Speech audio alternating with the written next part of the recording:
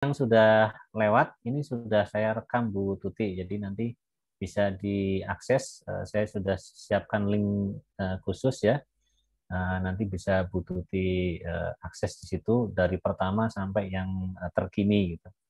Baik itu videonya, file presentasinya, sampai dengan isian-isian form apabila ingin dicoba gitu ya. Baik, malam ini insya Allah kita akan lanjutkan untuk sesi keamanan cyber.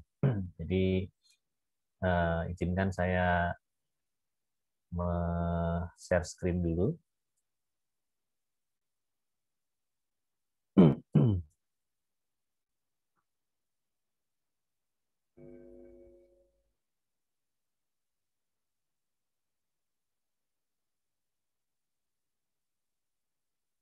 Baik, langsung saja ke materi. Bismillahirrahmanirrahim.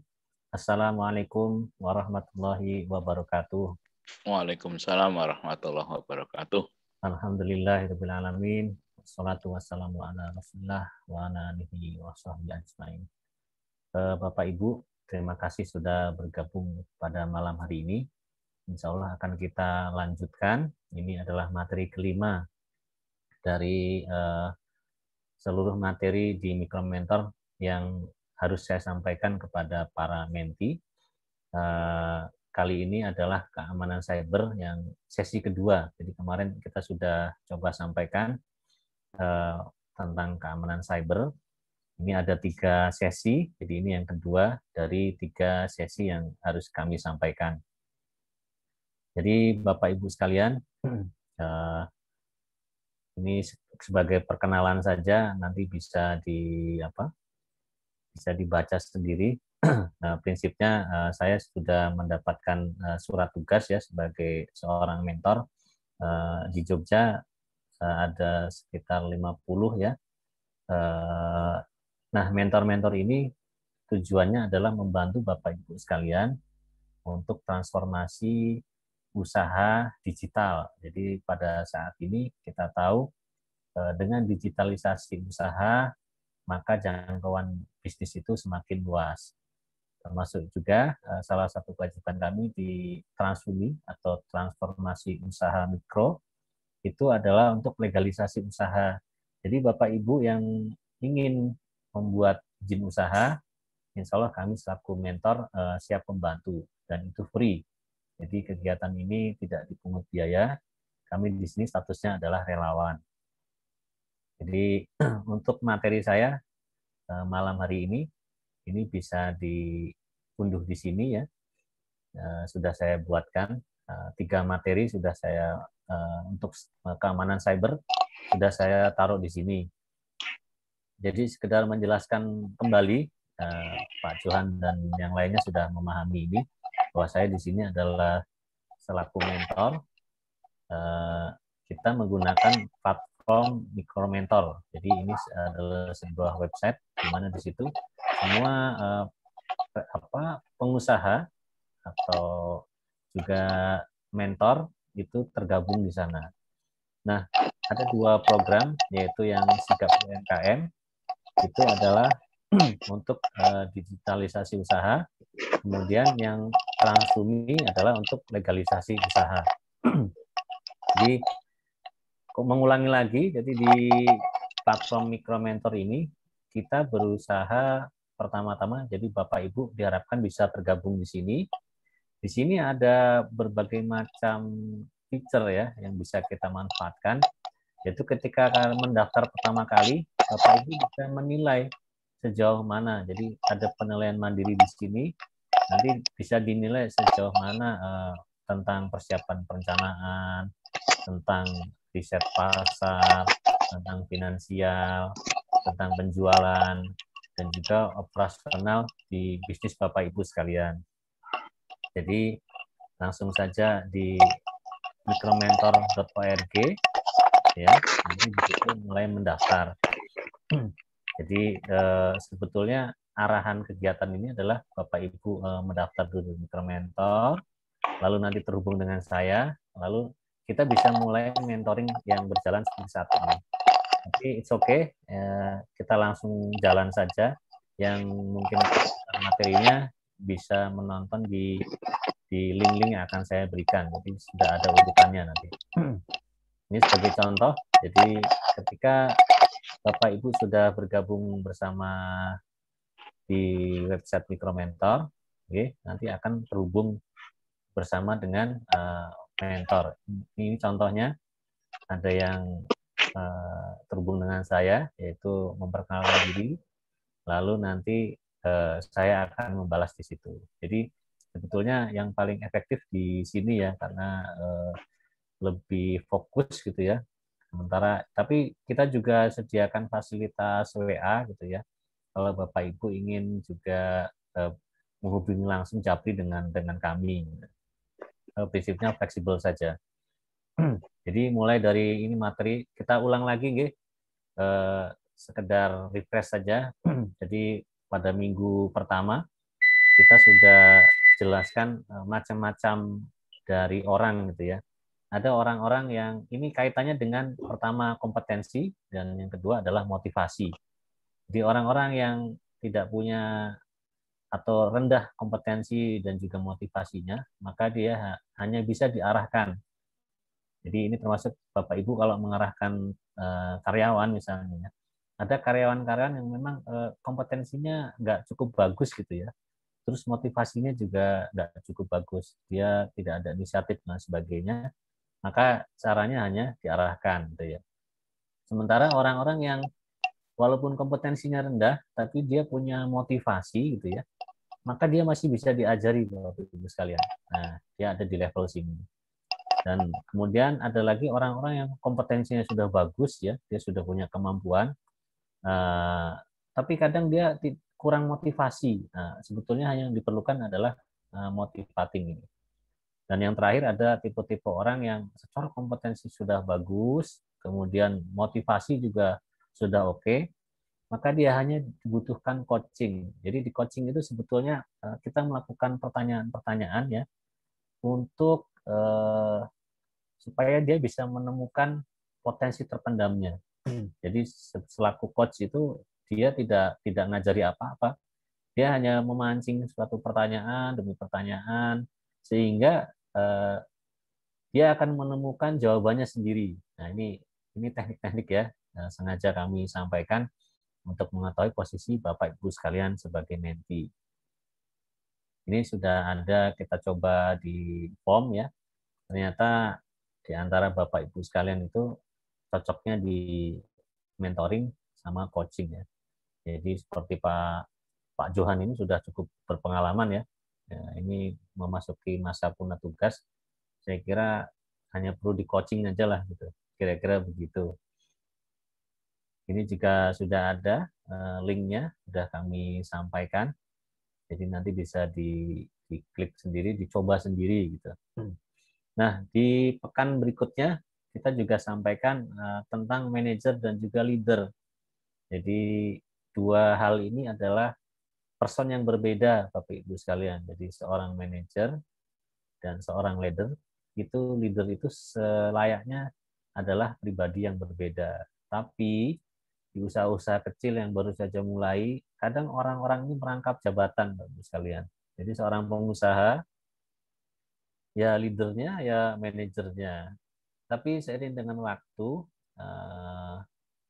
kita tidak boleh terjebak di persoalan teknis, operasional. Jadi Bapak Ibu sekalian, ketahuilah usaha-usaha yang stuck itu karena sang pengusaha kemungkinan terjebak di bidang operasionalnya, ya di bidang produksi, ya di bidang distribusi, ya di bidang pekerjaan sehari-hari yang rutin gitu ya.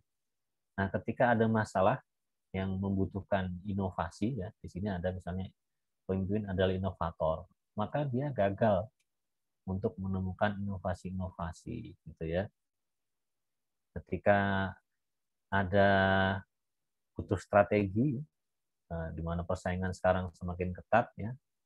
Nah, maka sulit berkembang karena hanya leader saja yang bisa membuat suatu jalan keluar.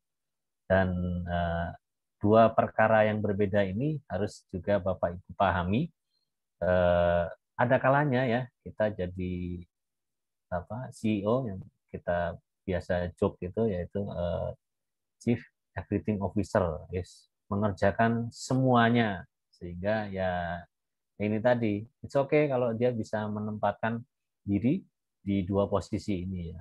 Tapi kalau misalnya dia terjebak di manajer saja, nah inilah hambatannya, kira-kira demikian.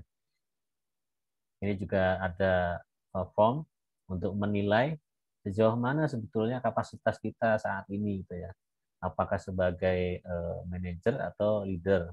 Nah, ini sengaja dibuat, ternyata rata-rata ya ada yang di ini 7 sampai 9, berarti kira-kira masih manajer, dan ada yang di posisi leader gitu ya. Tapi belum leader banget seperti ini gitu ya. It's okay, kira-kira masih bisa dikembangkan lah. Ini juga ada form yang sudah kami share ya di sini. Nanti bisa diakses juga untuk menilai pribadi masing-masing gitu ya.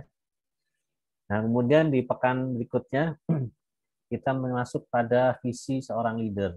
Jadi Bapak Ibu sekalian, karena keberhasilan usaha ini terutama pada bidang pengembangannya ya, itu tergantung pada visi leadership. Jadi sangat berat bagi Bapak Ibu sekalian yang tidak punya visi yang cukup jelas ya, cukup kuat untuk menjalankan suatu bisnis, suatu kegiatan atau hal apapun lah. Jadi idealnya kita bisa memiliki 5 macam visi ini Bapak Ibu sekalian. Ya, sebagai seorang pebisnis tentu kita cari uang ya. Tapi tentu uang bukan segalanya, karena apalah artinya uang kalau kesehatan Bapak Ibu jadi tidak bagus gitu ya. Kemudian keluarga berantakan ya, di masyarakat juga tidak bisa berpartisipasi ya. Kemudian secara spiritual kita semakin jauh dari Tuhan dan sebagainya. Maka tentunya visi ini harus bisa mencangkup semuanya ini. Kira-kira demikian. Kemudian untuk menjabarkan visi, kita perlu memiliki semua cabang ini gitu ya. Jadi prinsipnya bagaimana visi itu bisa memberikan motivasi ya. Itu yang pertama gitu ya. Kemudian yang kedua, visi itu evidence. Jadi sudah ada buktinya. Jadi Bapak Ibu kalau misalnya meniru seseorang yang sudah sukses, itu sudah benar gitu ya. Hanya saja tentu visinya ada sedikit yang berbeda antara yang kita tiru dan kita gitu ya. Karena nanti yang menentukan di sini di ekologi. Jadi ekologi itu apa hal-hal yang terkait dengan kita gitu ya. Seperti sumber daya apa saja yang kita miliki ya. Kemudian tentu visi ini juga harus sesuai dengan karakter kita masing-masing. Nah, ini hanya Bapak Ibu yang tahu. Dan untuk ini juga sudah ada form latihannya gitu ya. Jadi ada di sini di linknya. Jadi ada pertanyaan-pertanyaan yang semakin mengerucut menjelaskan visi leadership dari Bapak Ibu sekalian ketika menjalankan usaha. Masuk ke pekan yang lalu ya. Jadi tentang business direction. Jadi Bapak Ibu sekalian, sesungguhnya ya semuanya tetap bermula dari owner. Jadi maka dari itu sekali lagi ditekankan bahwa leadership ini penting karena semuanya bermula dari owner ya. Kemudian masuk kepada bagaimana owner yang punya visi ini, kemudian visinya bisa diterjemahkan oleh tim-timnya ya. Kemudian dari tim-timnya akan juga menyebar ke customer ya, ke pelanggan kita, sehingga pelanggan kita ini akan membesarkan bisnis kita. Dan ketika bisnis sudah besar, maka owner tentu harus bisa konsisten di visi yang sama ya, atau misalnya ketika kondisi tidak memungkinkan ya, mungkin berganti usaha atau lain sebagainya. Nah, maka dari itu sangat penting visi ini, karena tanpa visi yang jelas sangat berat Bapak Ibu sekalian untuk bisa mempertahankan bisnis untuk terus berjalan ya. Jadi sudah banyak tokoh-tokoh dunia yang menyatakan kalau visinya memang nggak kuat ya, itu juga berat gitu. Dan ini seperti roda yang berputar ya, jadi artinya terus berputar dan terus berputar gitu ya. Dan di dalamnya Bapak Ibu sekalian, kita secara tidak langsung akan menciptakan budaya perusahaan ya. Jadi untuk Bapak Ibu yang mungkin masih kecil usahanya, kita mungkin nggak akan pusing dengan yang namanya SOP ya, SOP standar prosedur. Tapi pada perusahaan-perusahaan yang besar ini harus diatur. Jadi perusahaan memang harus punya culture tertentu, di mana culture ini akan mencerminkan dari visi, misi, dan tujuan yang akan dicapai oleh sebuah perusahaan. Nah, inilah yang perlu kita tanamkan ya, bahwa arah bisnis yang harus kita jalankan kira-kira seperti ini ya, dan itu terus berputar, berputar dan berputar. Gitu. Nah, bagaimana untuk bisa menjelaskan detail ya? Jadi sebetulnya bisnis apapun, rencana apapun, kegiatan apapun itu harus bisa kita jabarkan, Bapak Ibu sekalian. Ada namanya chunking ya, chunking down yang kemarin sudah kita praktekkan. Nah, jadi dengan cara ini kita bisa tahu sampai sedetail-detailnya tentang status usaha kita ya, tentang nanti apa yang akan kita lakukan, strategi apa, kegiatan-kegiatan apa, itu bisa di chunking down ya. Jadi ya, nanti akan saya kasih contoh yang kemarin sudah kita kerjakan gitu ya. Baik, jadi ini semua materi ada di sini Bapak Ibu sekalian. Jadi yang sejak pertama sampai yang terkini itu sudah ada. Jadi urutannya kira-kira demikian. Nah, di link ini belum saya update ya, tapi di paling atas ada tentang panduan membuat izin usaha ya. Itu ada di sana juga. Insya Allah nanti saya sampaikan di terakhir, bagian terakhir. Baik, Bapak Ibu sekalian, kita masuk ke materi yang amanahnya ini harus saya sampaikan gitu ya. Jadi keamanan cyber ini ada 3 sesi. Ini adalah sesi yang kedua. Jadi pada hari ini, Bapak Ibu sekalian, ini saya akan melakukan penyegaran dulu ya. Jadi apa sih keamanan cyber itu ya? Pak Johan mungkin bisa menjawab Pak. Minggu lalu Pak, apa sih keamanan cyber Pak? Eh, apa usaha agar akun-akun kita tidak dibajak orang. Oke. Ya Pak. Jadi ya kira-kira nyerempet-nyerempet Pak.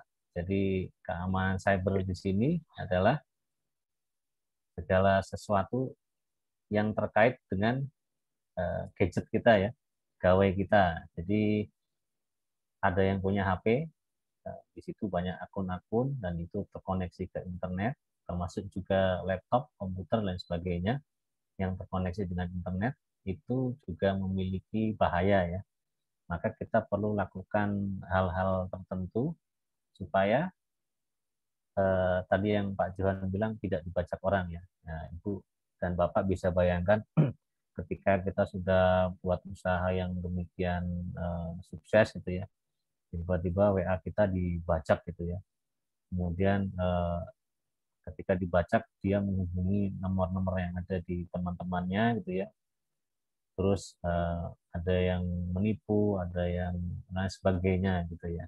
Termasuk juga di akun-akun Facebook itu juga nggak banyak, nggak sedikit yang sudah pernah kena kasus. Jadi kerugiannya cukup cukup pertama meresahkan gitu ya, dari terganggu ya. Terus nomor duanya kita juga mungkin secara uang bisa dirugikan ya, kayak di masa-masa lalu ada orang menelpon gitu ya atau SMS mendapat hadiah, kemudian dia menelpon, kemudian kita disuruh ke ATM dan ternyata secara tidak sadar kita disuruh mentransfer uang ke rekening dia. Nah ini kasus-kasus semacam ini semakin maju semakin canggih penjahatnya ya. Jadi makanya kita harus bisa melakukan langkah-langkah yang bisa mengamankan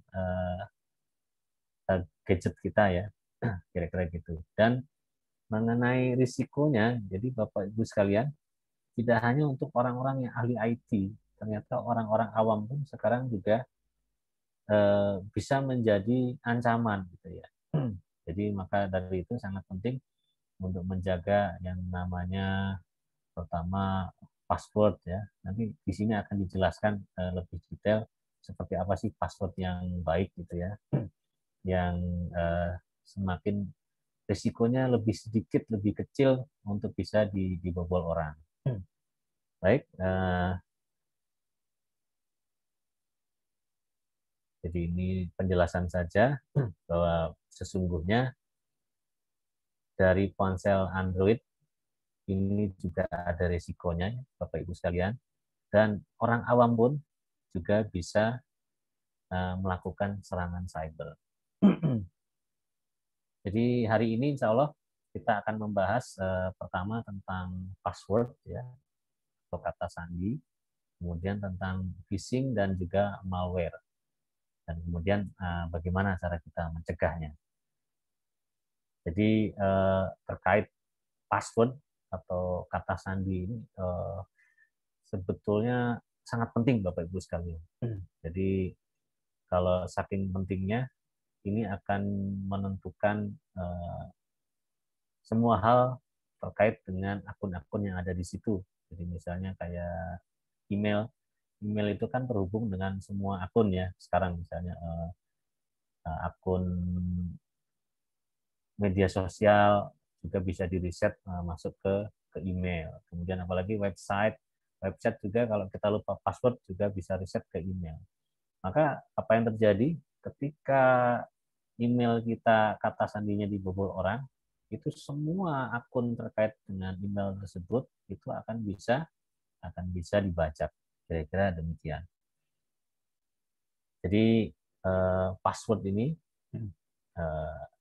harus Bapak Ibu amankan. Jadi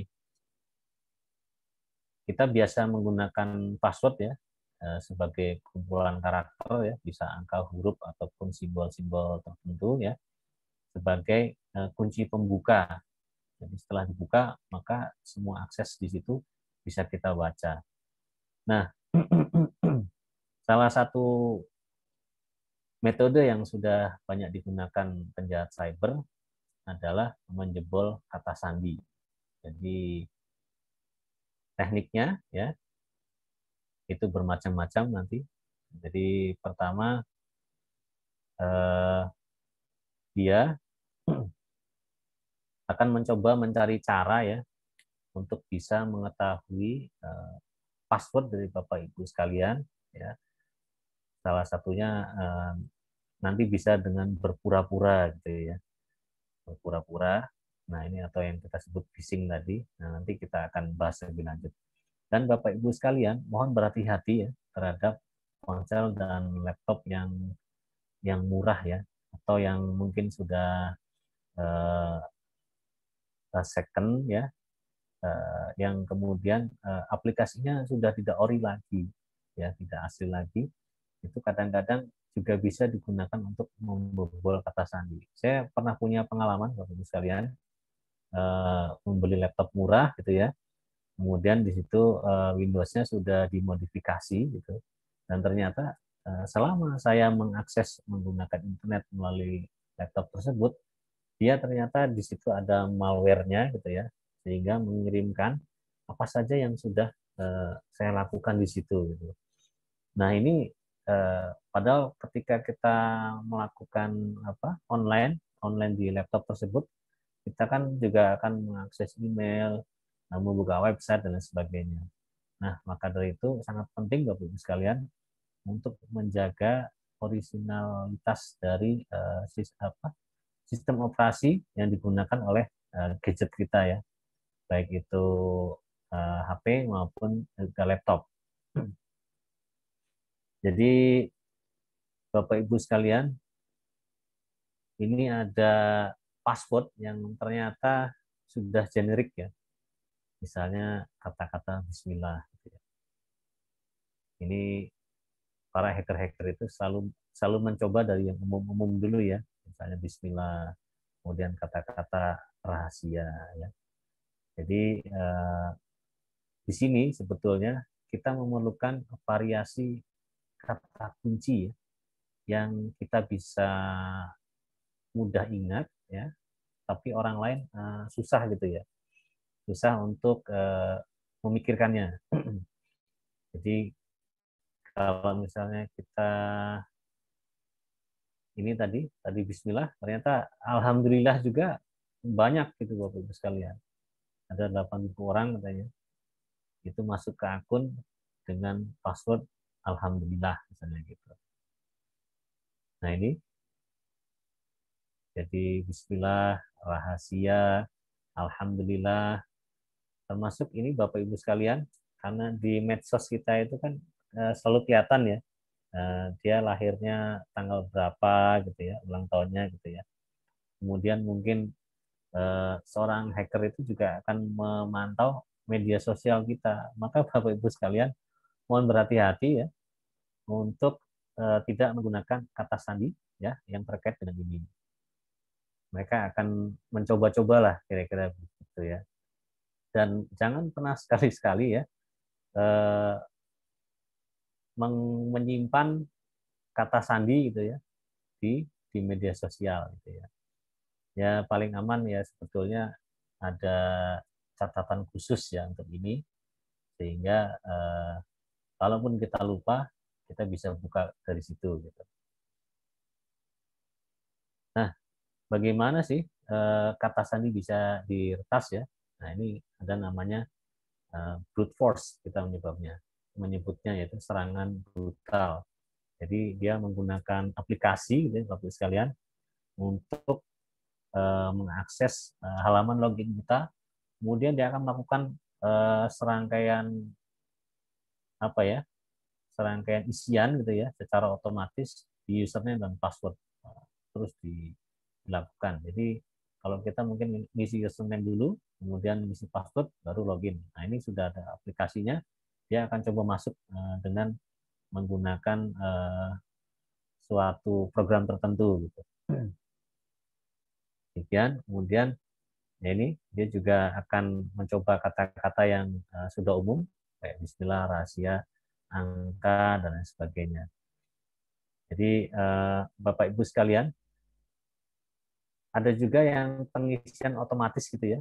Jadi Bapak Ibu kalau misalnya emailnya sudah berhasil dibobol, apa yang terjadi? Biasanya seperti Google itu ya, ketika menggunakan browser tertentu akan ditanya apakah akan menyimpan password atau tidak. Nah itu. Nah bayangkan Bapak Ibu sekalian, ketika email kita berhasil dibobol orang, maka seluruh pengisian otomatis ini akan juga dibobol oleh mereka gitu. Nah ini sangat berbahaya ya. Maka dari itu satu hal yang perlu diingat adalah buatlah kata sandi yang sulit untuk dibajak ya, tapi mudah untuk kita ingat ya. Atau ini metode lain yang digunakan para penjahat itu adalah pesan phishing. Jadi dia tipu-tipu ya, seolah-olah dia itu adalah perusahaan yang resmi atau instansi yang resmi, kemudian dia akan mengirimkan link, kemudian dari link itu seolah-olah Bapak Ibu akan dipandu untuk mengungkapkan kata sandi ya, ada username, ada kata sandi. Nah ini akan kita bahas nanti. Ini jadi yang tadi, jadi menyiasati orang lain agar mengungkapkan kata sandi mereka. Nah ini. Kedua, nebak-nebak secara manual ya, jadi ada informasi pribadi, nama, tanggal lahir, atau ini di tempat umum ya, Bapak Ibu sekalian, ketika menggunakan ATM misalnya, pastikan tidak terlalu terbuka ketika mengetik PIN ya. Atau ini ada penyadapan. Nah, penyadapan ini jadi mereka merekam apa yang ditransmisikan melalui jaringan. Jadi Bapak Ibu sekalian, ini juga penting ya untuk menggunakan jaringan yang aman gitu ya, atau jaringan kita pribadi. Walaupun sebetulnya untuk penyadapan ini sudah bisa diantisipasi oleh misalnya kayak Google, dia akan melakukan enkripsi. Jadi ketika data dikirimkan itu tidak bisa dibaca secara polos gitu ya, karena akan dirubah menjadi kode-kode yang lain. Seperti itu. Nah ini sebagai contoh kata sandi yang kuat ya. Jadi ketika saya suka kue ulang tahun, maka ditulis seperti ini. Nah, ini kode-kode ya. Atau sakitnya tuh di sini, ya ini pakai kode-kode seperti ini. Jadi Bapak Ibu sekalian, hindari menggunakan informasi pribadi. Ya. Jadi terutama yang sudah pernah Bapak Ibu unggah di media sosial, itu sangat rawan ya. Orang akan bisa menebak dari situ dulu. Kemudian jangan juga gunakan tanggal ulang tahun ya, atau hari jadi yang sudah banyak diketahui oleh orang lain, misalnya hari apa ya, hari pernikahan, kemudian tanggal ulang tahun anak, tanggal ulang tahun kita, nah itu kalau bisa dihindari. Dan sebisa mungkin gunakan kata sandi yang berbeda, Bapak Ibu sekalian. Jadi jangan sampai satu kata sandi ya, satu password itu dipakai untuk semua akun. Nah ini berbahaya. Sekali satu kena, yang lain juga kena. Dan untuk mengamankan, mungkin Bapak Ibu bisa gunakan pengelola kata sandi. Aplikasinya ada ya. Nah ini kalau Bapak Ibu bingung, di Mikromentor Bapak Ibu sekalian, ini ada namanya toolkit keamanan cyber ya. Jadi Bapak Ibu bisa login di Mikromentor, nanti di toolkit keamanan cyber, di situ ada link-linknya untuk aplikasi-aplikasi yang bisa digunakan secara gratis. Ini contohnya ya. Kemudian aplikasinya Bapak Ibu sekalian nanti bisa dilihat di dalam Mikromentor ya. Ada banyak aplikasi yang bisa digunakan.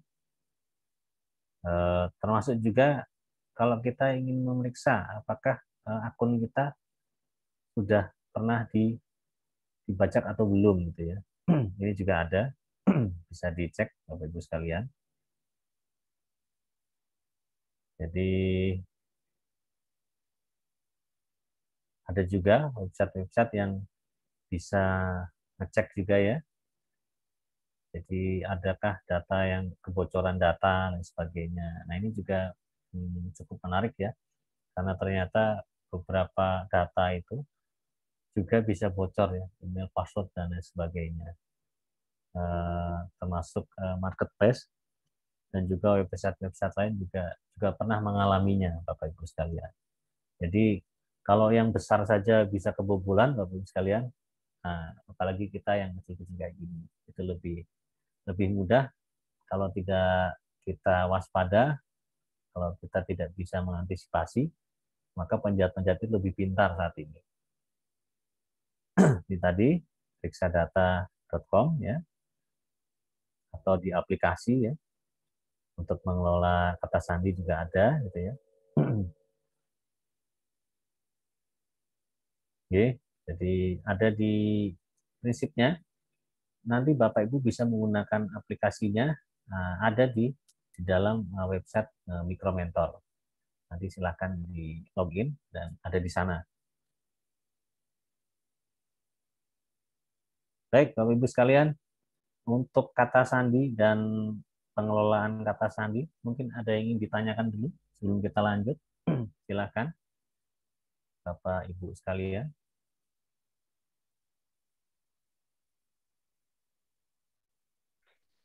Ada yang? Sedikit tanya, Mas Silakan Fikra. Pak Johan.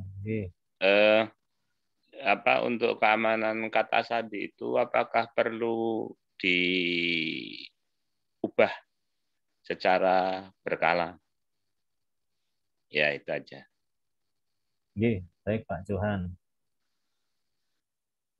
Jawabannya iya dan tidak, Pak. Oke. Sebetulnya yang paling aman memang sering diubah ya, seperti PIN itu ya. Ada bank-bank tertentu yang untuk jangka waktu tertentu dia minta diubah gitu ya. Eh, Juga bisa tidak diubah ya. Jadi prinsipnya sebetulnya nanti selain kata sandi, Bapak dan Ibu sekalian, kita juga perlu menggunakan keamanan lapis 2 gitu ya. Jadi semisal seperti Google, seperti yang sudah saya jelaskan minggu lalu, itu perlu autentikasi 2 faktor. Jadi kalau ada IP address lain yang mengakses email misalnya ya, itu Google akan mengirimkan verifikasi ke nomor ya. Jadi selain juga password, ada juga nomor HP yang bisa dimintai verifikasi. Nah, seperti itu Pak Johan. Eh, Tentu kalau Bapak maunya mengubah-ubah secara berkala itu juga bagus, Pak. Tapi mohon dipertimbangkan juga, nanti akan banyak catatannya ya. Yang pertama sebetulnya kalau di sini kita lebih ke arah bagaimana membuat kata sandi yang sulit ditebak oleh orang lain, oleh hacker ya. Yang penting tadi ada panduannya ya, jangan gunakan yang sudah umum tadi, Bismillah, Alhamdulillah, atau kata-kata lain ya. Juga jangan gunakan informasi-informasi yang sudah ada di media sosial kita seperti Facebook, ya, Instagram dan sebagainya. Ini sangat-sangat rawan karena mereka juga akan mempelajari kita dulu Pak sebelum melakukan eh, peretasan atau untuk membajak akun kita gitu. Kira-kira demikian Pak Johan. Pak Johan kira-kira yang cocok gimana Pak? Kalau saya sih pengennya apa kata sandi itu ya cukup sulit untuk ditebak, tapi ya nggak usah diubah-ubah. Males Oke, ngingatnya kan gitu. iya Ya. betul Pak Cuma Johan. kalau pengalaman di retas itu saya sekali, tapi lucunya begini. Jadi di akun Facebook saya itu tiba-tiba profilnya itu berubah gitu ya. Loh, kok berubah? Padahal saya tidak ngubah.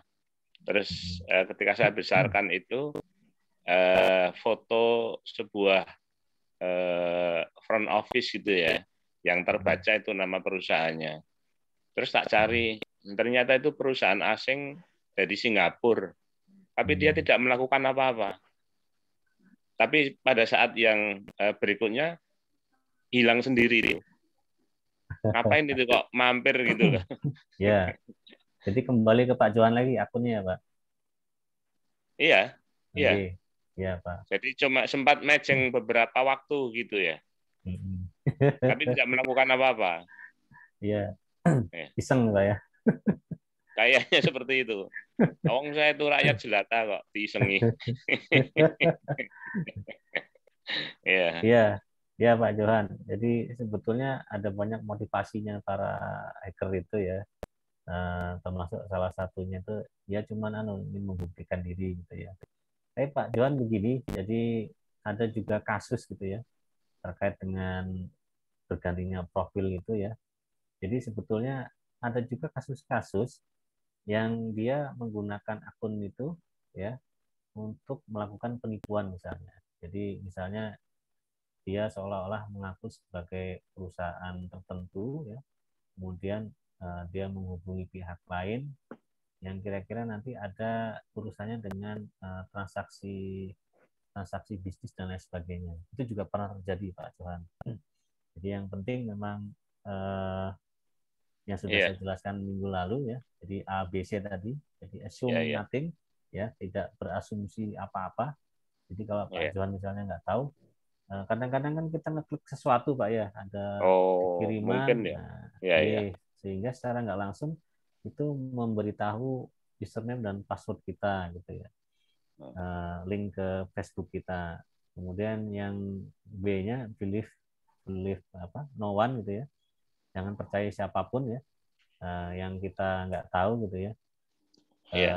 Kemudian C-nya adalah check everything. Jadi semua harus benar-benar kita cek, Pak. Jangan sampai klik pun keputusan untuk melakukan klik itu benar-benar sepenuhnya sadar gitu. Kira-kira demikian. Ini tadi Ibu juga ya. Silakan Bu.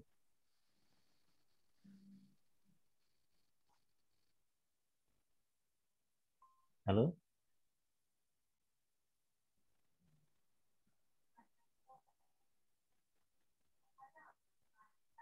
Ada lagi yang lain yang mau ditanyakan? Silakan. Bu Tuti tadi kayaknya resen ya. Silakan Bu.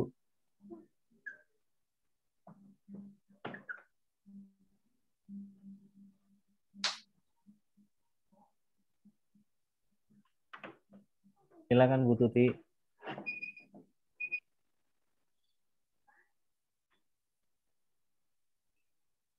Kalau mau bertanya dulu, bisa di-unmute mikrofonnya.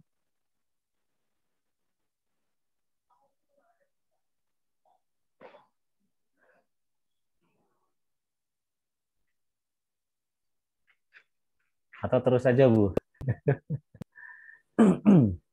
Ya, baik. Kalau gitu kita lanjutkan, Bapak Ibu sekalian. Jadi, ya, Bapak Ibu sekalian, itu yang tadi saya sebutkan, yaitu autentikasi dua faktor. Ya. Jadi selain kita memasukkan username dan password, gitu ya, ada keamanan tambahan, yaitu autentikasi dengan nomor HP kita, ya, atau ada token tertentu, ya, atau misalnya di HPP sekarang ada sidik jari atau wajah, ya, bisa juga seperti itu. Jadi Bapak Ibu sekalian, sangat penting ini ya untuk Bapak Ibu yang punya smartphone, karena semua akun itu kan sekarang bisa diakses lewat smartphone ya. Jadi ini juga kita nggak berharap sih kalau sampai smartphone kita hilang gitu ya. Kemudian ditemukan orang, kemudian orang itu bisa membuka dengan mudah. Nah, maka dari itu pastikan gadget-gadget Bapak Ibu itu juga diproteksi ya, paling enggak dengan password ya, atau dengan sidik jari atau yang lainnya ya. Nah ini juga akan menyulitkan ketika HP kita suatu saat hilang gitu ya. Termasuk juga data-data, ini termasuk nomor HP yang sudah saya jelaskan minggu lalu, itu kalau bisa juga di backup di cloud mereka gitu ya. Misalnya Google itu bisa di update di sana gitu. Jadi seluruh kontak dan sebagainya. Jadi Bapak Ibu sekalian, dengan autentikasi dua faktor ini kita seperti memberi tambahan keamanan ya. Karena selain username dan password ya, itu juga akan dibutuhkan yang namanya tadi mereka akan mengakses ke HP kita untuk meminta persetujuan. Nah, ini lebih aman, kira-kira demikian.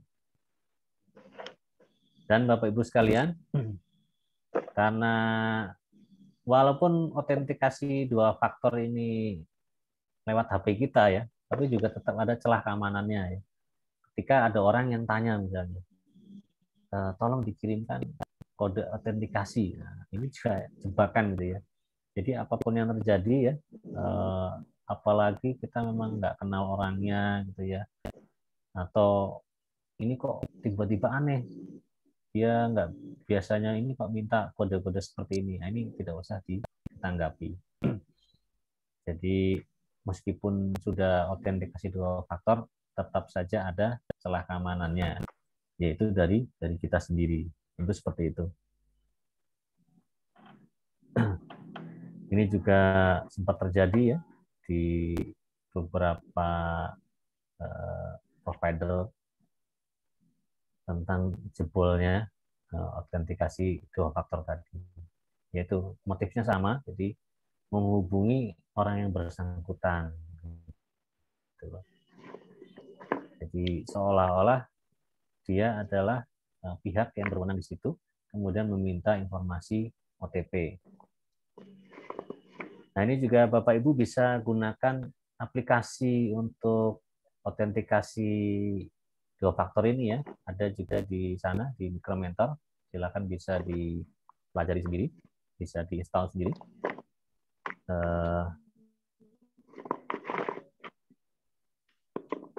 Sama tadi ya. Jadi bisa untuk gadget ya, bisa untuk email dan lain sebagainya. Baik, Bapak Ibu, untuk autentikasi dua faktor, ada yang mau ditanyakan dulu barangkali?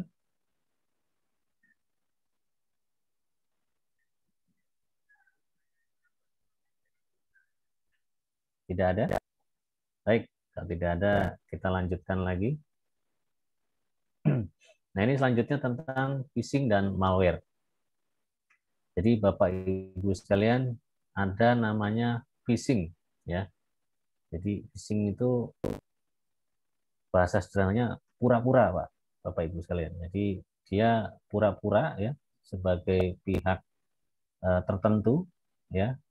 Kemudian dia melakukan tindakan menanyakan, membujuk dan lain sebagainya supaya kita menyerahkan ya username dan password atau info kartu kredit dan sebagainya. Jadi ini mungkin teknologinya lebih sedikit maju ya, karena dia juga menggunakan link-link tertentu, Bapak Ibu sekalian. Jadi misalnya mengirimkan email, nanti di email itu dia berpura-pura sebagai pihak tertentu, kemudian silakan memperbarui password atau lain sebagainya. Kita akan diarahkan ke halaman lain. Jadi seolah-olah itu benar-benar asli gitu ya.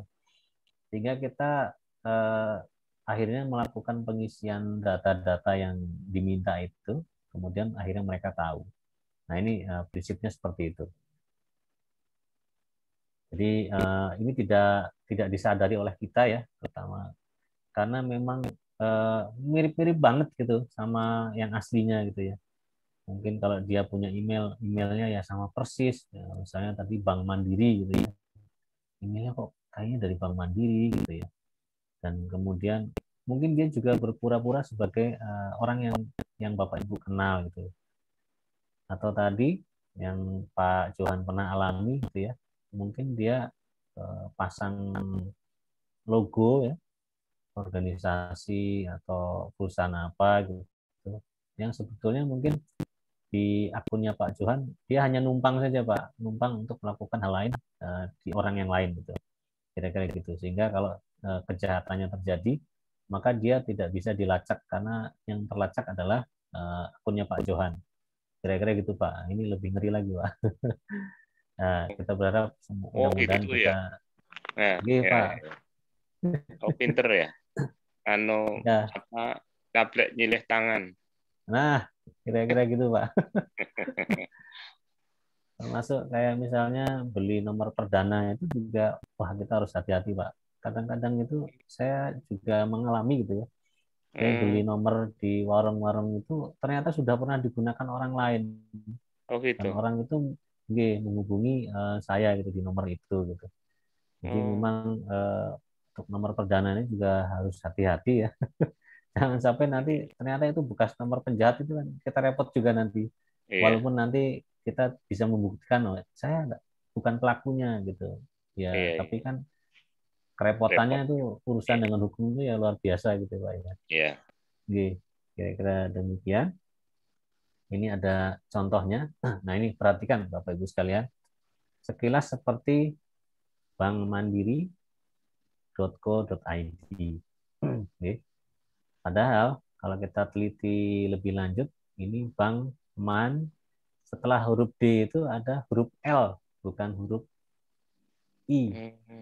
Oke. Tapi kan kalau kita terburu-buru itu kan langsung sih, oh dari Bank Mandiri, dari CS-nya ya. Nah, ini Gitu ya. namanya phishing, berpura-pura mirip-mirip banget gitu. Nah, ini juga banyak kasusnya, Pak, dan korbannya juga banyak gitu. Oke.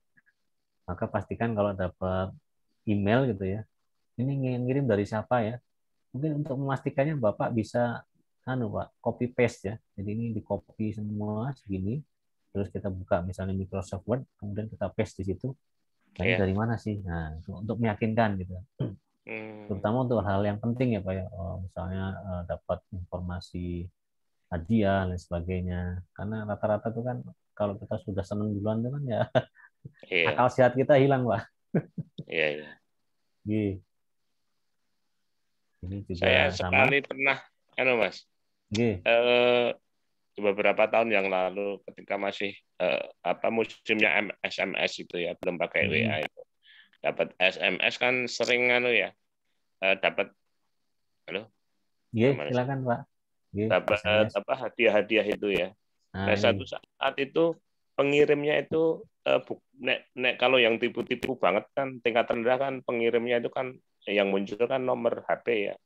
Nah, satu saat itu saya tidak pengirimnya itu bukan menggunakan yang terbaca bukan nomor HP, tetapi tulisannya Telkomsel gitu toh.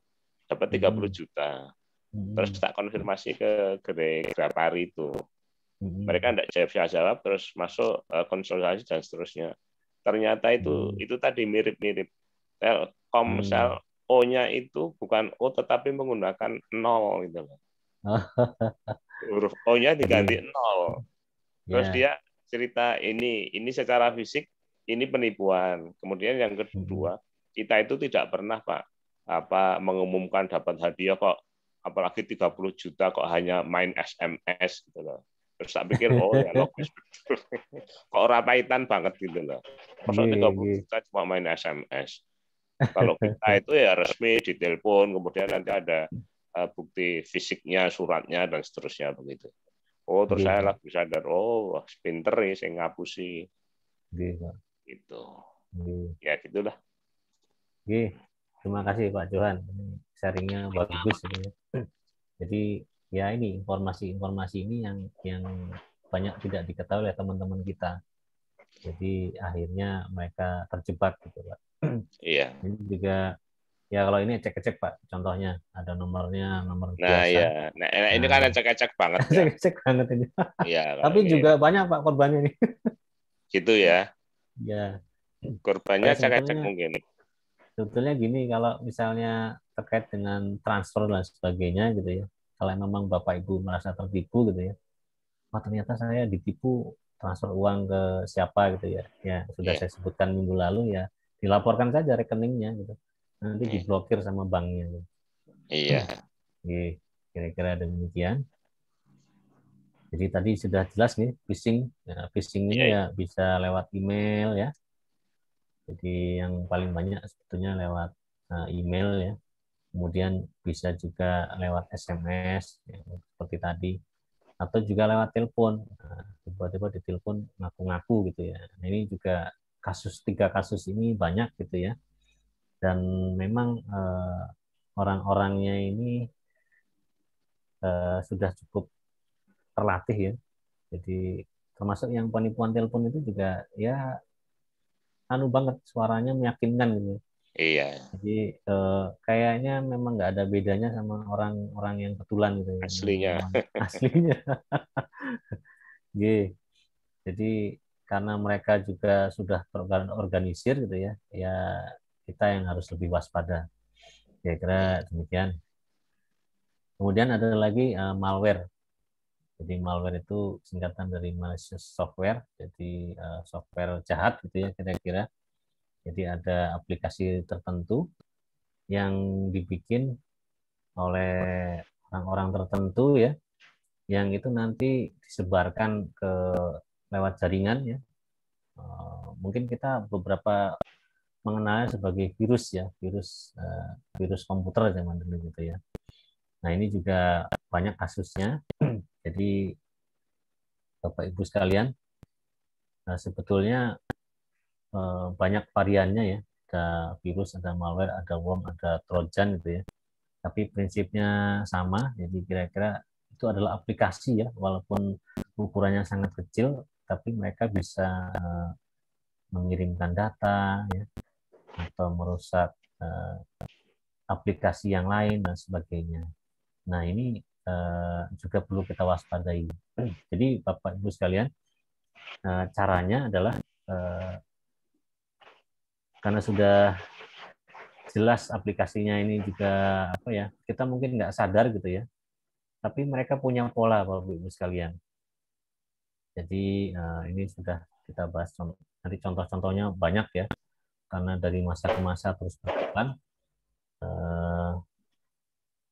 Jadi prinsipnya Bapak Ibu sekalian, dia itu menyebar lewat jaringan ya, lewat perangkat ya. Jadi Bapak Ibu sekalian, sebisa mungkin kita berusaha menghindari kontak yang langsung gitu ya. Misalnya lewat flash disk gitu ya. Jadi sebisa mungkin kalau misalnya butuh ngirim file ya terpaksanya lewat flash disk gitu ya, ya enggak apa-apa. Tapi nanti kita bisa cek antivirus di situ ya, apakah ada worm, ada trojan atau ransomware yang lain gitu ya. Atau yang paling aman sebetulnya kirimlah lewat email gitu ya, file-file itu, atau lewat Google Drive, sehingga itu lebih aman menghindari kontak secara langsung.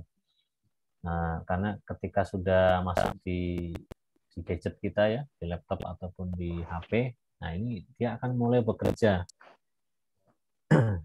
Jadi Bapak Ibu sekalian, ini juga termasuk kita harus hindari ya, untuk malware tadi. Dan ternyata Bapak Ibu sekalian, di era COVID ini kejahatan cyber ini juga meningkat gitu ya.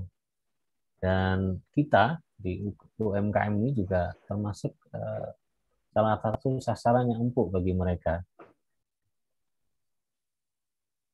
Ini cara kerjanya tadi sudah kita singgung sedikit ya. Jadi prinsipnya ketika ada strain virus baru ya, maka ada antivirusnya yang baru. Jadi perusahaan-perusahaan antivirus itu juga selalu melakukan update untuk status virus, malware, trojan ataupun yang lainnya yang terkini. Ini terutama di perangkat-perangkat Windows ya.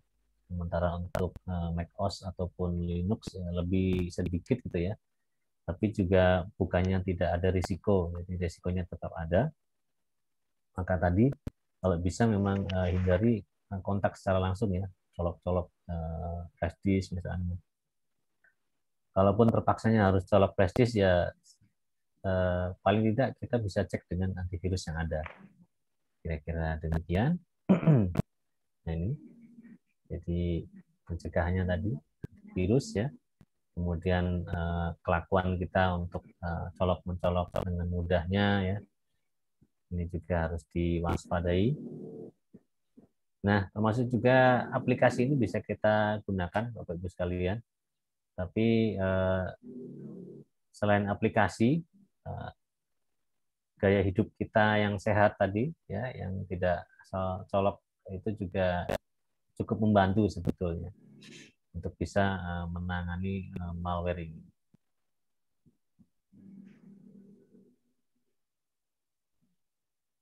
Jadi sudah ada aplikasinya. Silakan nanti masuk di Micromentor, nanti bisa unduh dari sana.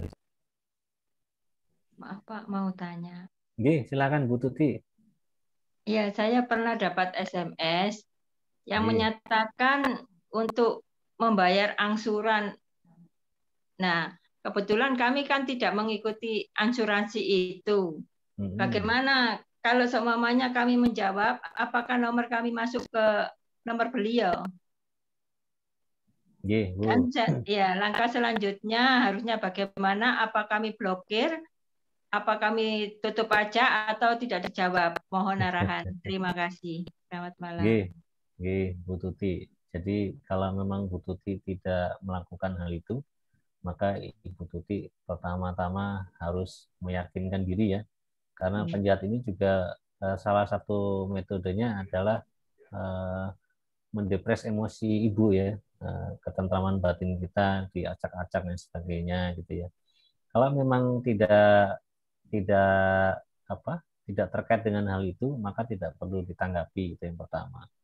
Yang kedua, memang ada kasus ya ketika KTP kita dipakai ya untuk kasus-kasus pinjaman online ini. Nah, ini juga jadi catatan kita ya.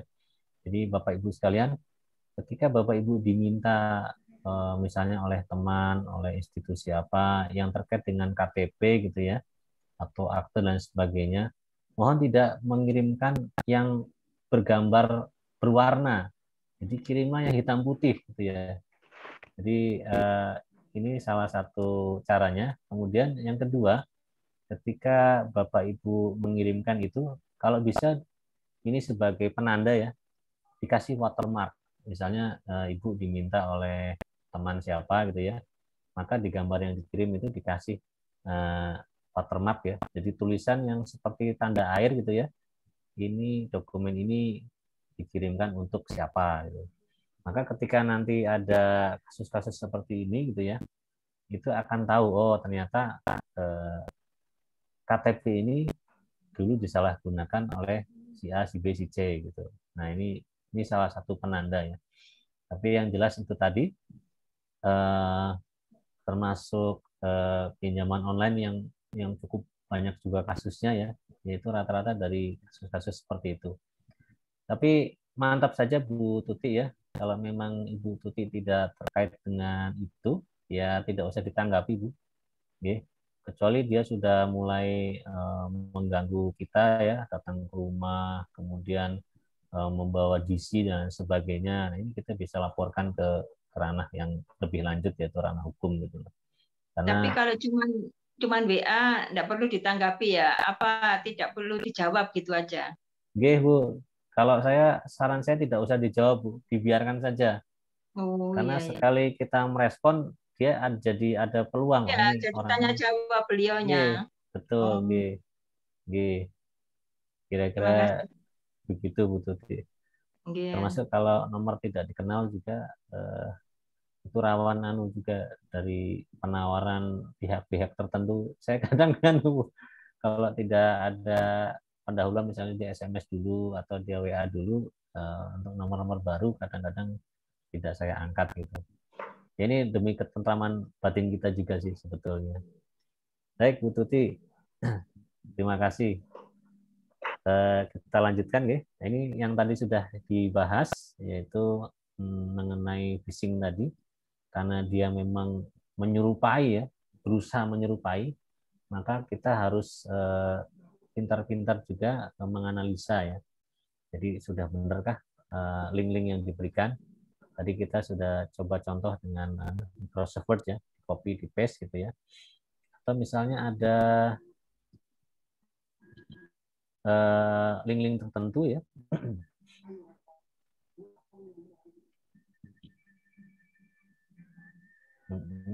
Ini juga jangan asal klik prinsipnya ya. Jadi Bapak Ibu sekalian, ketika klik itu kan kita klik ya, kemudian dilepas gitu ya. Nah, kalau misalnya area tombolnya di sini gitu ya. Ketika kita klik di sini kemudian kita lepas di sini gitu ya. Itu dia akan mengaktifkan tombol. Tapi kalau misalnya klik di sini kemudian kita lepasnya di sini, nah, kita nggak jadi ngeklik gitu ya. Kira-kira begitu ya. Tapi untuk yang ini, jadi sama yang tadi sebetulnya maksudnya.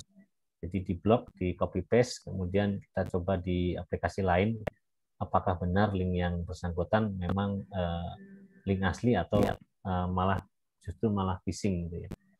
Jadi yang paling sulit adalah ini tadi, antara L kecil, maaf, atau L besar ya, kemudian I kecil, I besar ya. Nah ini yang kadang-kadang menipu. Nah ini contoh ya, Bapak Ibu misalnya diminta melakukan input ya.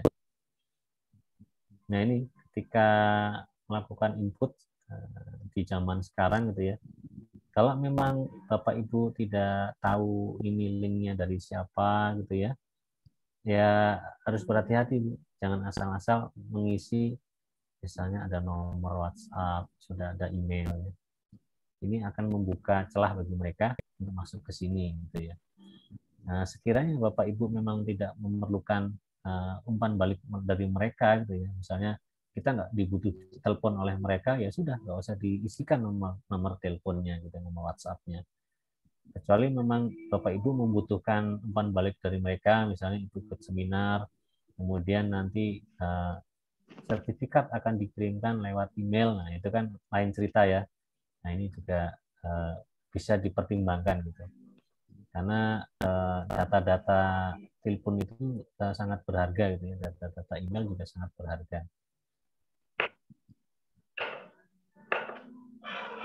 Nah ini juga ada keamanan DNS, jadi terkait dengan nama domain Bapak Ibu sekalian, misalnya www.apa.com. Nah, jadi jaringan yang kita akses itu ada DNS atau domain name systemnya. Jadi itu terdaftar di provider besar baik di nasional maupun internasional.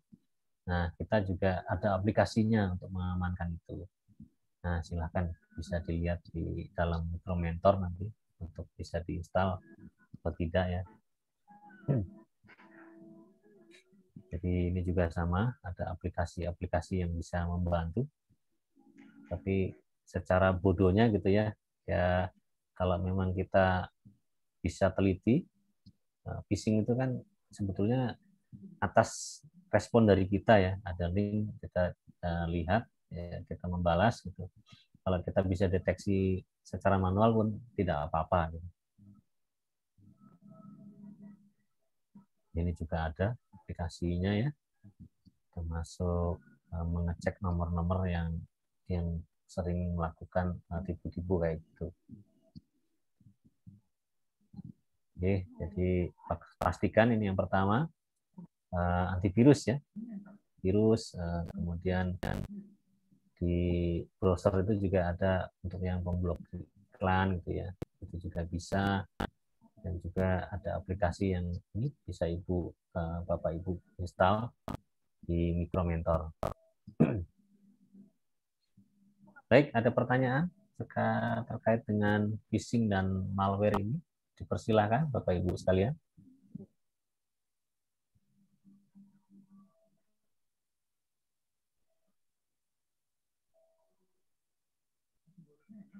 Tidak ada?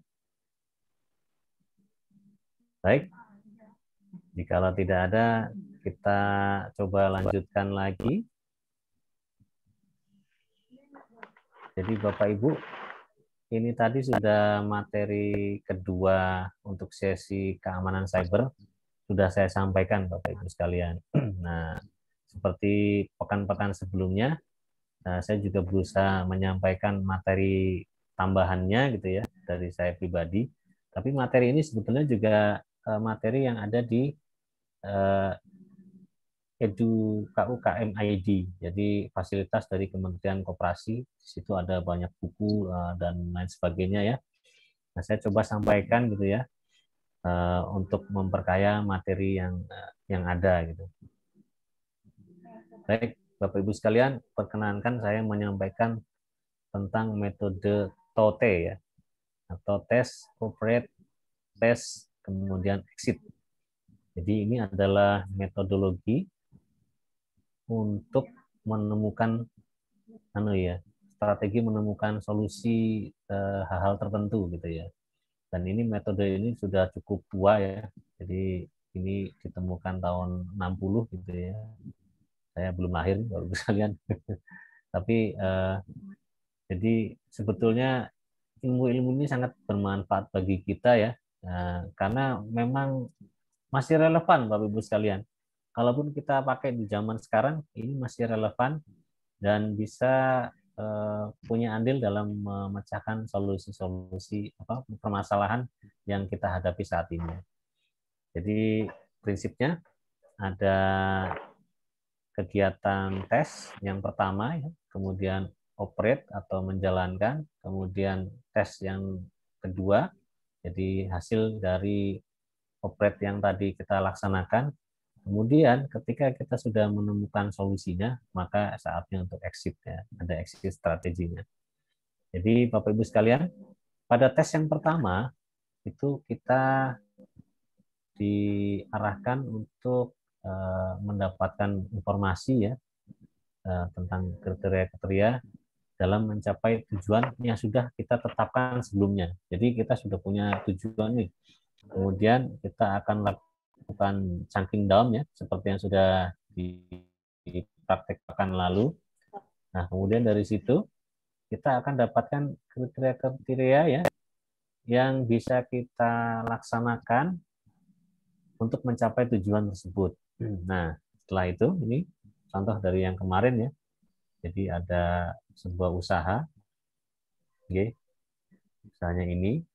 Kemudian kita di sini akan melaksanakan program marketing ya untuk pelanggan-pelanggan lama kita yang loyal ya. Kemudian untuk produk-produk kita yang laris ya. Kemudian untuk mendukung ini kita juga ciptakan konten-konten ya untuk kita sebarkan nanti ke pelanggan kita ya melalui WhatsApp kebetulan. Kemudian yang kita tawarkan adalah paket produk. Jadi satu produk terdiri dari beberapa macam item atau bundling lah kita istilahnya seperti itu.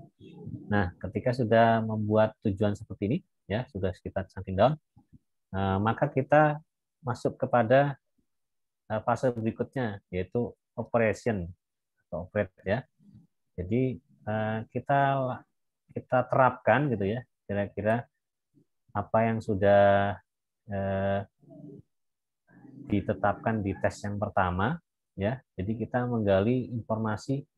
Jadi kadang-kadang gini Bapak Ibu sekalian, apa yang sudah kita rencanakan kemudian kita jalankan, di tengah jalan kita akan mendapatkan masalah-masalah atau tantangan-tantangan tertentu sehingga apa yang sudah kita rumuskan di tes pertama itu harus kita sesuaikan gitu ya. Jadi ada kriteria-kriteria baru sehingga itu harus kita coba ubah gitu ya untuk kemudian masuk ke tahapan berikutnya yaitu tes yang kedua.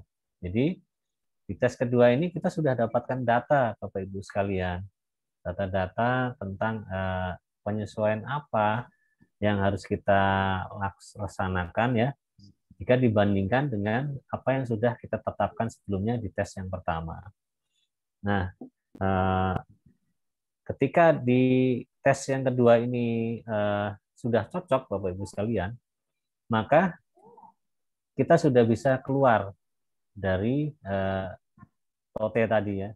Nah, kecuali Bapak Ibu sekalian, ketika pada tes yang kedua tidak berhasil, maka kita akan lakukan lagi pengulangan ya, mundur ke dicoba lagi, kemudian ada kesimpulan lagi, kemudian kita laksanakan lagi sampai hasilnya itu benar-benar sesuai dengan tujuan kita. Jadi sudah cocok dengan tujuan kita.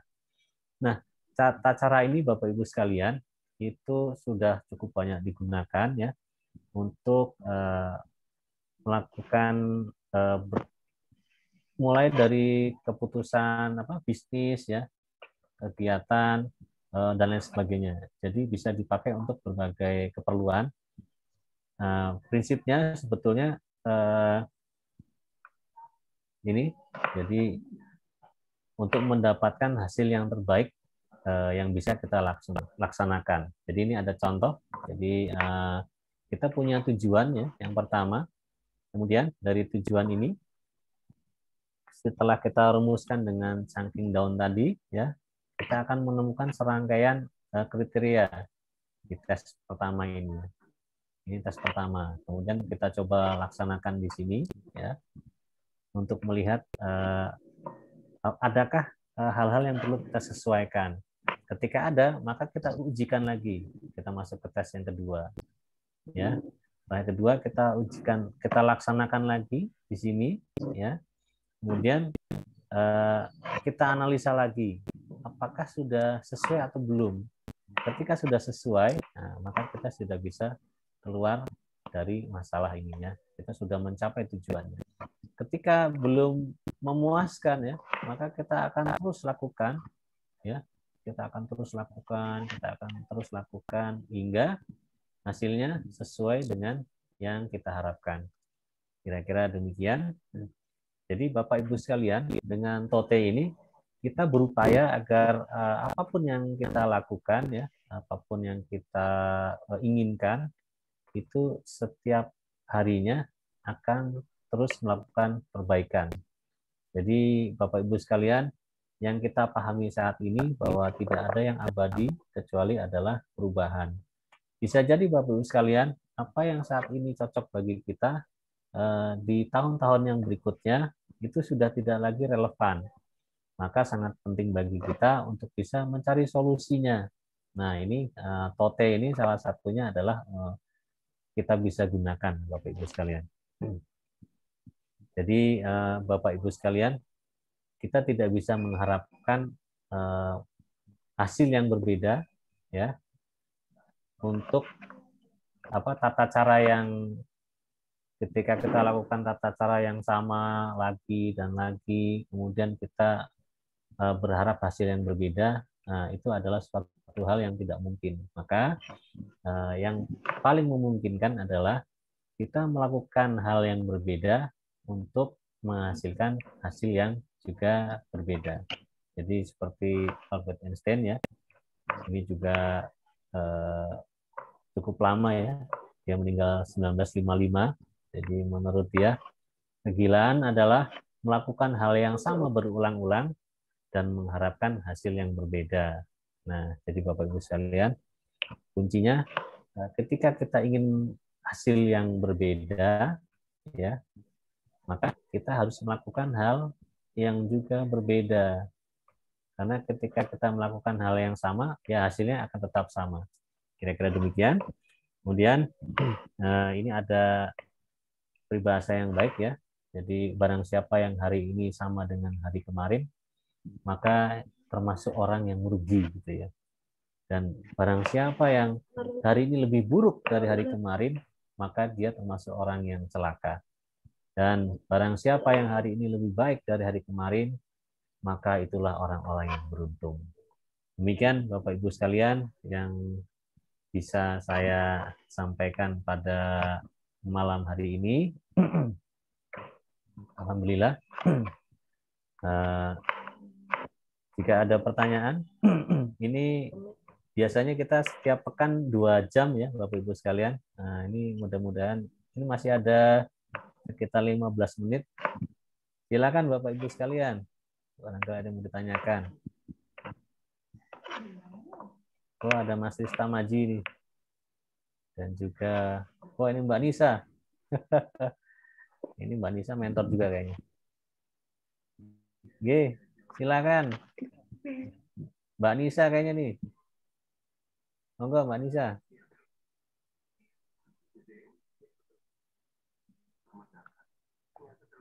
Sudah unmute. Barangkali ada yang mau disampaikan Mbak Nisa, Mbak Fahrun Nisa. Kok sih kayak Mas Lingnya tak kelihatin. Ini sudah masuk Pak suaranya.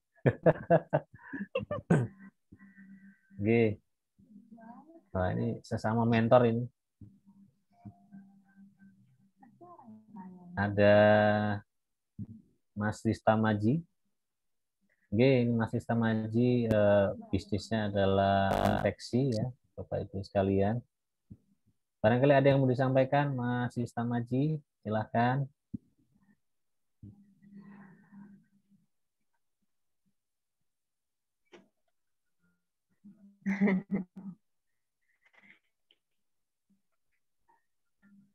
Masih nyimak dulu dok.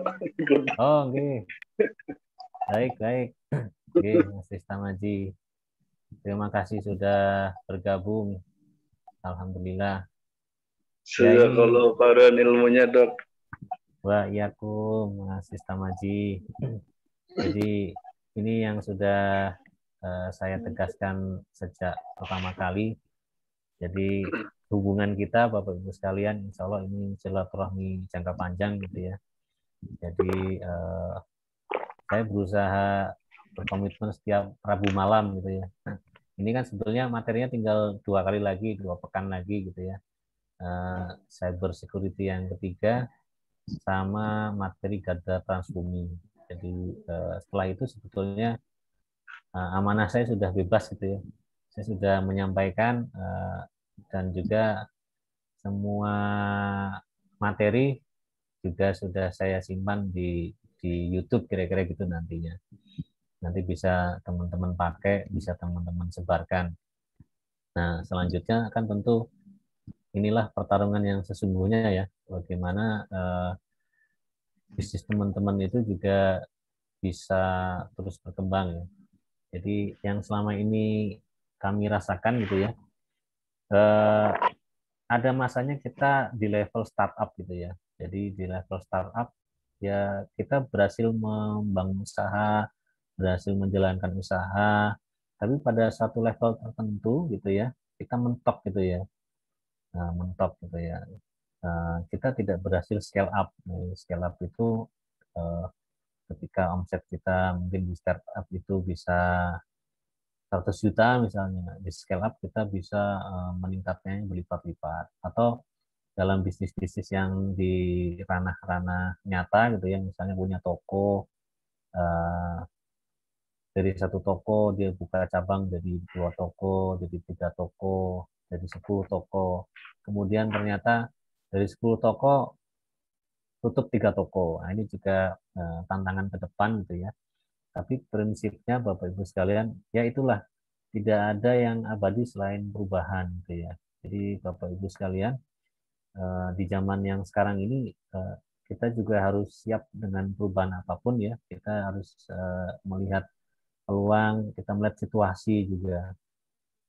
Dan ini juga beberapa bisnis yang saya ketahui juga memang durasinya nggak lama Bapak sekalian, hanya 3 tahun, kemudian ganti brand dan sebagainya. Nah, maka dari itu sangat penting visi tadi Bapak Ibu sekalian. Jadi ketika kita bisa membangun visi yang tepat sesuai dengan karakter kita, maka kita bisa menjalannya dengan senang gitu ya, dengan semangat, dengan energi yang lebih baik. Jadi ini juga dipahami oleh beberapa pengusaha yang sudah lebih besar kita yang menjadi tumpuan gitu ya. Jadi seorang leader tentu bisa melihat dari sisi yang berbeda dibandingkan dengan levelnya manajer. Saya kira demikian. Oke, saya berharap teman-teman bisa sukses di usahanya masing-masing gitu ya. Dan kita bisa saling support gitu ya. Saya pribadi dengan segala keterbatasan saya gitu ya. Jadi juga sebetulnya sebagai kata itu sampai akhir tahun ini ya, sampai bulan November ya, Mbak Anissa ya. Kontrak kita sampai situ kira-kira ya. Setelah itu ya kalau alam saya nggak tahu program-program apa selanjutnya, tapi selama kita bisa gitu ya, kita bisa lakukan apapun yang kami bisa untuk mensupport teman-teman sekalian gitu ya, terutama dalam kaitannya dengan digitalisasi usaha dan juga perizinan usaha. Kira-kira demikian. Ada lagi yang mau disampaikan teman-teman sekalian? Kita masih punya waktu 10 menit lagi. Jadi ini adalah fasilitas dari Micromentor gitu ya. Jadi Bapak Ibu sekalian bisa pakai ini juga. Ini saya juga pakai secara free ya, secara gratis gitu untuk kepentingan Bapak Ibu sekalian. Bu Tuti dari Surabaya ini mungkin bisa tanggapannya Bu. Ya, selamat malam Pak. Terima kasih. Kami yang belum tahu yang namanya apa itu cyber retas gitu. Cumanan sekarang lebih paham lagi. Walaupun kami tidak mempunyai usaha, tapi kami ingin tahu dan ingin menambah ilmu gitu aja. Oke, Baik, Terima Bu. kasih. Selamat malam. Terima kasih, Pak Pandu.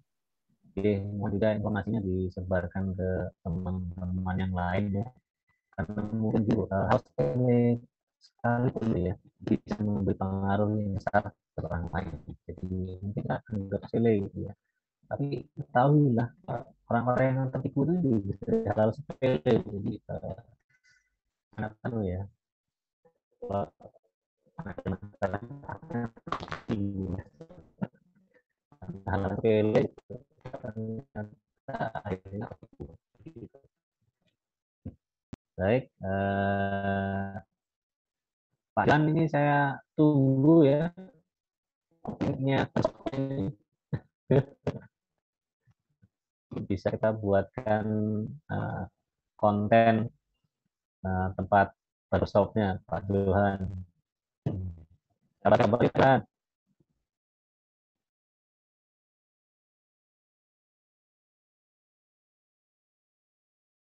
Oh, Pak Johan lagi nih, masih di unmute dan juga videonya juga belum aktif. Oke, Mbak Nisa, ini saya nih bersama mentor ini. Beliau juga kebetulan punya usaha jamu ya, jadi minuman herbal. Saya juga sudah coba produk beliau. Jadi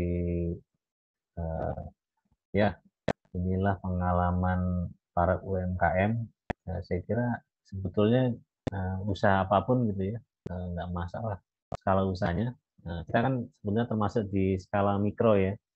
Selama mikro kecil itu kan batasannya sampai di skala 5 miliar itu masih mikro kecil lah gitu.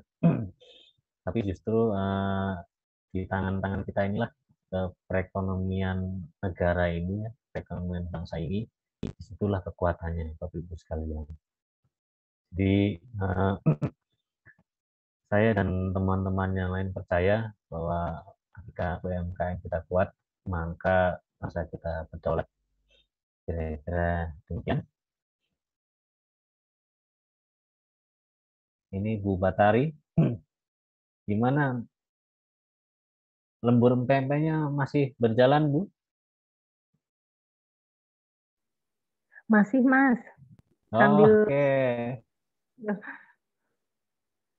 Oke, lanjutkan Bu Batari. Ya, baik teman-teman. Saya kira kalau memang tidak ada yang disampaikan, mungkin bisa kita tutup ya. Insya Allah Rabu yang akan datang kita coba ketemu lagi gitu ya. Walaupun lewat online, ya insya Allah kita bisa saling sharing gitu ya, Bapak Ibu sekalian. Paling tidak kita bisa saling memotivasi diri kita masing-masing ya. Kita bisa menambah wawasan, mungkin ya ilmu saya mungkin cuma sedikit Bapak Ibu sekalian. Ini menyelesaikan materi-materi yang diamanatkan dari Pak Mentor, kira-kira gitu. Tapi insya Allah silaturahmi kita terus jalan ya. Ini jangka panjang, saya kira tidak ada yang tahu sampai kapan gitu ya. Tapi saya berharap bisa mendampingi Bapak Ibu sekalian di setiap tahapan usaha Bapak Ibu sekalian. Mudah-mudahan Allah beri kemampuan bagi saya dan teman-teman mentor yang lain untuk selalu sehat, punya tekad yang tetap konsisten. Semoga demikian. Dan dengan kami ini sama-sama bisa lebih baik, kita bisa ekonomi umat lebih baik. Kira-kira demikian. Saya tutup pertemuan malam ini. Maaf ada yang berkenan. Mudah-mudahan hari esok hari ini. Assalamualaikum warahmatullahi wabarakatuh. Waalaikumsalam warahmatullahi wabarakatuh. Oke, baik Bapak Ibu sekalian, dipersilakan untuk live masing-masing.